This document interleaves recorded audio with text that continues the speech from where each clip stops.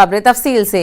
Delhi NCR में फिजाई आलूदगी के मामले पर सुप्रीम कोर्ट में आज समाअत शुरू हो गई है। इसी बीच दिल्ली हुकूमत ने अदालत में हलफनामा दाखिल किया है और आलूदगी को कंट्रोल करने के लिए उठाए गए इकदामात की जानकारी सुप्रीम कोर्ट को दी जा रही है। हलफनामे के मुताबिक तालीमी इदारों में ताहुक्मसानी दरसो तदरीस का अमल ऑनलाइन जारी रहेगा।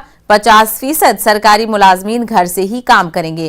गैर जरूरी सामान ले जाने वाले ट्रकों को 26 नवंबर तक दाखिले की इजाजत नहीं दी जाएगी।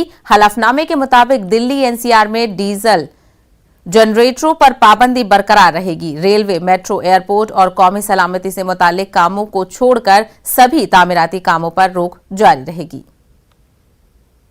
पहले तो धुआं और कोहरा से परेशान हो रहे थे, अब तो ठीक ठाक है। पहले मैं तो दम सा घुटता था जी, पहले चलने में देखा जाए तो पहले से सुधार हो गया काफ़ी। बहुत ज़्यादा पोल्यूशन है, जब बाहर निकलते हैं तो सांस लेने में भी बहुत दिक्कत होती है, घुटन सी महसूस होती है। सरकार ने कई उठाए हैं लेकिन कोई ठोस कदम नहीं उठाए हैं जिनके कारण पोल्यूशन कम हो सके। हमें लगता भी वो और बहुत ज़रूरत है सरकार को कड़े कदम उठाने की। अभी सरकार की थोड़ी सी नीयत में भी हमें कमी लगती है। प्रदूषण थोड़ा सा हटता है तो बहुत फीलिंग महसूस होती है, वॉक करते हुए बहुत दिक्कत आती है।